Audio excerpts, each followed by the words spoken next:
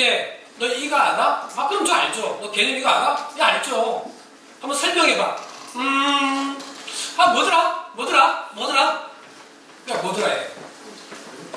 아 알긴 아는데 뭐라고 말할 방법이 없는 이런 거죠. 그리고 실제로 이제 계산 실수를 잘하는 애들이 있죠. 이거는 둘 중에 조급증이거나 급해서 자꾸 계산 실수를 하는 애들도 있습니다. 근데 우리가 이 문제들을 그냥 실수라고 치부하는 순간부터 나는 이 문제에 대해서 개선하지 않는다. 무슨 말인지 이해되십니까? 네. 아 이건 실수다라고 하면 다시 안 본다는 거지 이 문제를. 그래서 실수도 실력이라고 생각하고 왜 틀렸는지 내가 왜 실수했는지를 명확하게 이해하고 있는 거야. 자, 그 다음에 이제 이 부분입니다. 결국 이거는 이제 고난이도 문제고 수능 문제를 낼 때는 이제 모의고사와 마찬가지 항상 난이도가 있어야 우리가 성적을 가를 수가 있잖아요. 그죠? 성적을 가를 수가 있는 거예요. 그래서 평균 때 아까 표점이 우리가 150점대가 나올 때가 있고 140점대, 130점대 과목마다 이렇게 나올 때가 있어요. 그리고 사실 한 140점대가 가장 적정하게 문제를 냈다. 보통 이렇게 얘기를 하거든요. 근데 이제 만약에 내가 이 뒤에 문제를 틀리고 앞에 문제는 거의 맞는 것 같아. 이러면 이건 정상적인 거예요. 정상적인 거예요. 근데 뒤에 문제는 맞는데 앞에가 틀린다. 이건 좀 복잡해지는 거예요. 얘는 수능 당일날 한 방에 훅 가는 수가 있어요. 이 실수하는 거. 작년 같은 경우도 9월 모의사, 6월과 9월 모의고사 난이도하고 수능 난이도가 달랐거든요. 수능 난이도가 어려워지면 모의고사 성적을 가지고 아 내가 이 정도 대학을 갈 수 있겠구나라고 판단했던 것들이 다 무너져 버려요. 그것도 제가 한번 보여드릴게요. 자, 그래서 그럼 이제 이걸 보는 걸 우리가 이제 표준점수라는 걸 먼저 좀 이해해야 되는데 표준점수는 아까 여러분들 모의고사 성적표에 나오는데 수능 성적표에 안 나오는 점수가 무슨 점수였죠? 원점수였죠. 원점수의 다른 말이다. 표준점수가 바로 원점수라고 생각하시면 돼요. 근데 왜? 그 이유는 바로 이런 거죠. 문제 난이도에 따라서 다르기 때문에. 예를 들어서 A 학생이 원점수 1등급의 원점수 90이고 평균 76, 표준편차 9.17, B 학생이 1등급 원점수 같죠, 그죠? 근데 이 친구는 이 시험이 평균이 67이었는데요. 이 시험이 어려웠나요? 이 시험이 어려웠나요? 당연히 B가 어려웠죠, 그죠? 어려운 시험을 본 거잖아요. 그러면 이것을 똑같이 쳐주면 안 된다. 바로 그 뜻이에요. 그래서 문제의 난이도에 따라서 점수 체계를 바꿔놓은 것이 바로 표준점수다. 이렇게 이해하시면 됩니다. 그래서 이게 뭐 복잡한 거 있는데 이런 건 모르셔도 돼요. 어제 들어는 봤죠. 우리가 뭐 Z점수 이런 거 들어봤죠. 그죠? 그래서 뭐 평균이 낮을수록 또는 표준 편차가 적을수록 표준 점수는 높게 나온다. 이거 우리가 이까지는 다 모르셔도 상관없는 이야기인데 우리가 알아야 되는 이야기는 표준 점수는 0에서 200까지가 있고 원점수의 다른 말로서 이것이 과목의 난이도를 조정하기 위해서 만들어진 점수구나. 이렇게만 개념을 일단 이해하시면 됩니다. 자, 정리를 해보면 자, 100분이라는 것은 뭐냐면 자, 수학을 만약에 29만 명이 봤어요. 수학하를. 그러면 내 100분위가 81점이냐? 이거 무슨 뜻일까요? 바로 내 밑에 81%가 존재한다. 어렵지 않죠? 자, 그런데 수학과와 나가 있는데 수학과가 전국 평균 시험지가 같아요, 달라요? 다르잖아요. 수학과는 전국 평균이 몇 점 나왔어요? 44.6이죠. 나는 평균이 53.1이요. 어떤 시험이 좀 더 어려웠나요? 가가 좀 어려웠죠. 그죠? 그러면 이 이야기는 자, 자, 이거는 0에서 100이지만 0에서 9번이 200이었잖아요. 네. 그럼 이 100의 의미는 알면 됩니다. 100의 의미는 뭐냐면 수학가의 44.6이 전국 평균이었죠. 그리고 나는 53.1이 전국 평균이었죠. 이 두 친구를 같이 본다. 같은 수준으로 본다. 다시 말해서 표준 점수가 100이다. 그래서 이 100을 기준으로 해서 내 위치가 어디에 있느냐를 보는 것이 바로 표준 점수다. 그러면 뭐 다른 과목도 나오겠죠, 그죠? 전국의 평균 과목이다. 그러면 우리의 성적표가, 여러분의 성적표가 땡땡 과목이 표준 점수 101이야. 무슨 말이에요? 딱 중간되네. 딱 중간되네. 그 뜻이에요.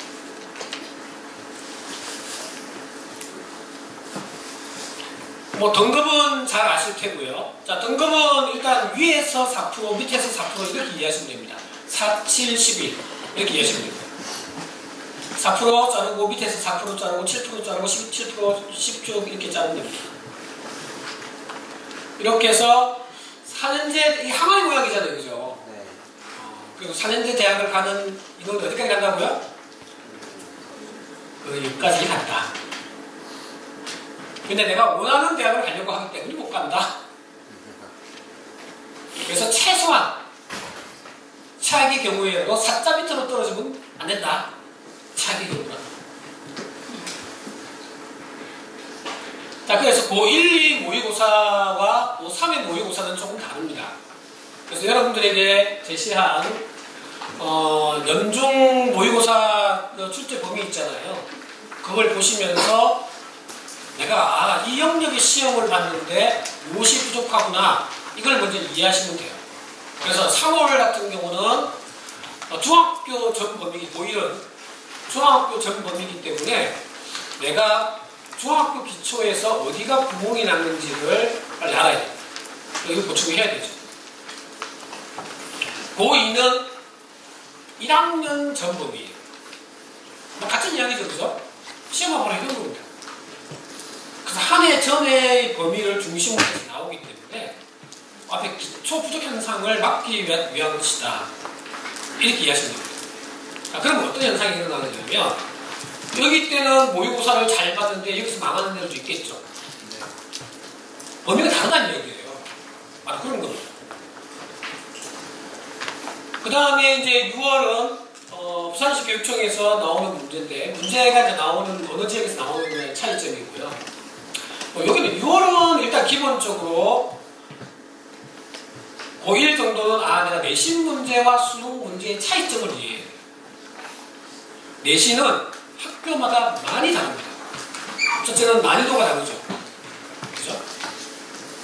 고3은 또 뭐가 다르냐면, 고3은 교과서에서 내신 문제를 내는 학교와 수능 문제의 유형으로 내는 학교, 이렇게 또 구분이 됩니다. 그게 다르다는 거죠. 그래서 처음으로 여러분들이 3월달에 한번 봤기 때문에 6월달 보고 나서는 내신 문제는 이런 유형으로 나오는데 수능 문제는 이런 유형으로 나오는구나, 이 정도는 이해를 하고 있는 거예요.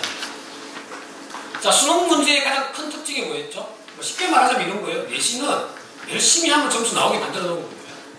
수능은 사고력이 난이도가 있기 때문에 사고력이 포함되어 있다.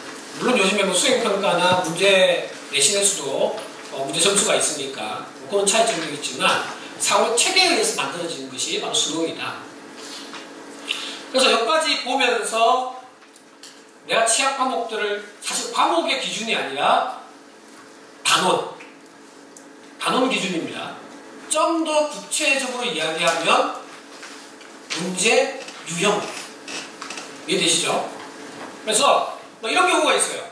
나는 내가 기초 개념이 제대로 되어 있는지 안 되어 있는지 잘 모르겠어. 그거 한번 확인해 보고 싶어.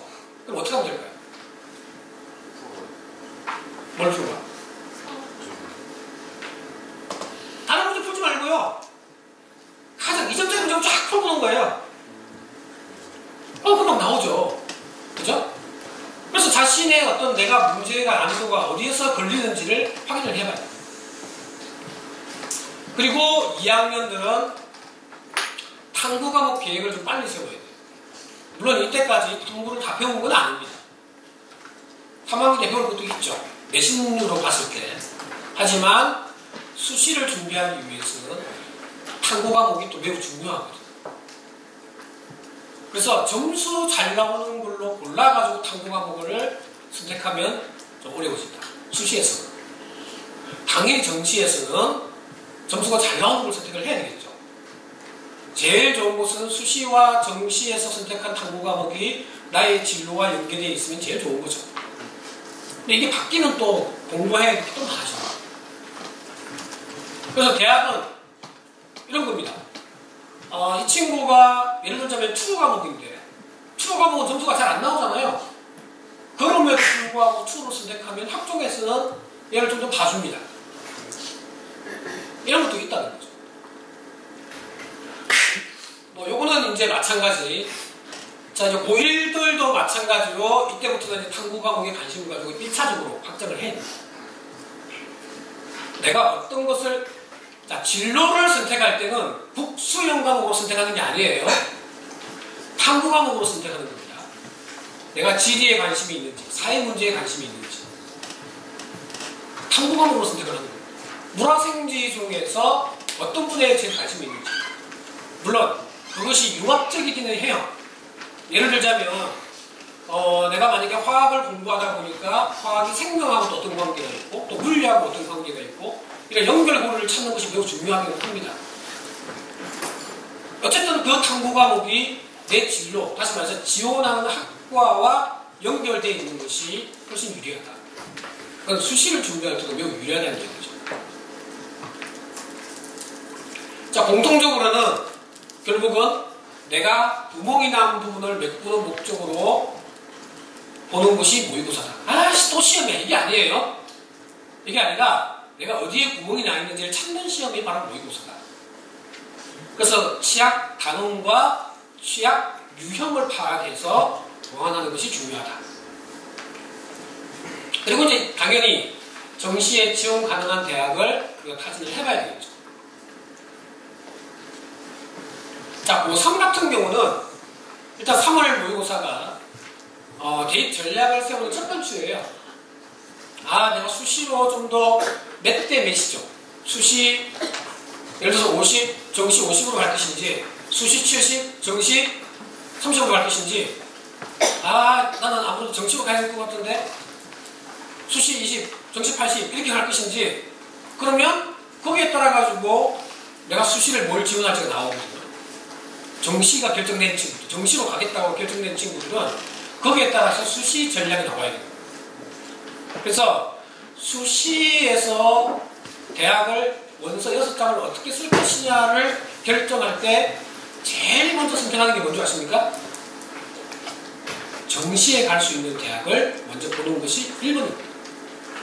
그리고 거기에 맞도록 당연히 수시는 그보다 높은 대학을 써야 되잖아요. 입시가 불안해서 수시에서 막 낮게 써가지고 덜컥 재수없게 합격되는 애들이 있어요. 무슨 이야기입니까? 수시에 합격하면 정시 지원 못합니다. 어디든지 지원 못합니다. 그래서 그 전략을 잘 세워야 된다.